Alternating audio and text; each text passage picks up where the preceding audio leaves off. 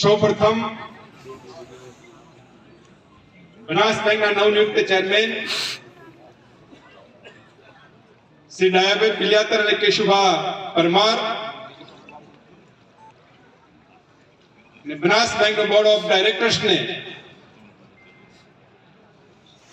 શુભકામનાઓ પાઠવું છું કે આપના નેતૃત્વની અંદર બનાસકાંઠા જિલ્લામાં સહકારિતાના ધોરણે દેશના પ્રધાનમંત્રી આદરણીય શ્રી નરેન્દ્રભાઈ મોદી સાહેબે જે સ્વપ્ન સેવ્યું છે કે દેશના ખેડૂતોની આવક બમણી કરવી છે અને દેશની ઇકોનોમીમાં ખાસ કરીને ખેડૂતો અને ગ્રામીણ ક્ષેત્રનો મહત્વનો ભાગ આદો અનાદિથી રહ્યો છે. આપણો દેશ કૃષિ પ્રધાન દેશ છે અને દેશને સુખી ને સમૃદ્ધ બનાવવો હોય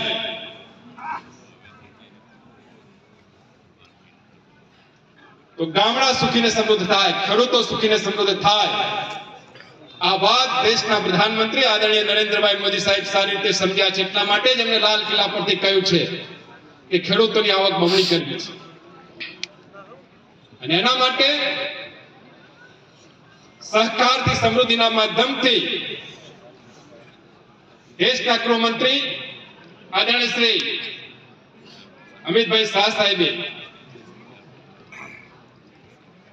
દેશની અંદર સૌથી પહેલો પ્રોજેક્ટ પાયલોટ એ બનાસકાંઠાને આપ્યો છે. મિત્રો, આપણો બનાસકાંઠા જિલ્લો એ સુખી ને સમૃદ્ધ બને એ માટે આદરણીય મોદી સાહેબ વિશેષ ચિંતા કરતા હોય છે. બનાસકાંઠા જિલ્લો એ કૃષિ ને પશુપાલન ક્ષેત્રે પ્રગતિ કરે અને દેશ નહીં પણ દુનિયામાં બનાસકાંઠાનું નામ રોશન થાય એવી અપેક્ષા બનાસકાંઠા જિલ્લા પાસે છે. અને બનાસકાંઠાના ખેડૂતોને સુખીને સમૃદ્ધ બનાવવા માટે ગુજરાત સરકાર અને ભારત સરકાર દ્વારા જે યોજનાઓ બનાવવામાં આવી છે, યોજનાઓની જો વાત કરીએ તો અહીં કથા બેસાડવી પડે અને આ બધા ખેડૂત આગેવાનો છે. આ બાબતો તમે સારી રીતે જાણકાર છો. એ વાત વિશેષ નહીં કરું, પણ આપણો બનાસકાંઠા જિલ્લો સુખી ને સમૃદ્ધ બને એમાં બનાસ ડેરી અને બનાસ બેંક નો વિશેષ ફાળો રહેલો છે. બનાસ બેંકના માધ્યમથી ભૂતકાળમાં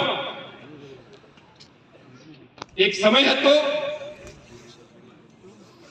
કે 1000, 2000, 5000 રૂપિયાની લોન લેવી હોય તો પણ ઘણી બધી મુશ્કેલીઓ હતી ને બનાસ બેંક સિવાય ક્યાંય પગ મૂકવાની જગ્યાઓ નહોતી. અગાઉના ચેરમેન શ્રીઓએ એ જેવી શાહ થી લઈ દયાલાલની નિયુક્તિ થઈ છે એટલા સુધી જે ચેરમેનોએ કામ કર્યું છે, કામ પ્રશંસનીય કામ છે. આજે સમય બદલાયો છે. આજે કોમર્શિયલ બેંકો પણ બેન્કિંગ ક્ષેત્રમાં આવી છે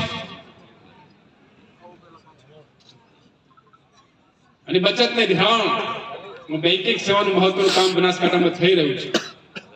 છતાં પણ આજે પણ ગામડાના લોકોનો ભરોસો હોય તો બનાસ બેંક પર છે.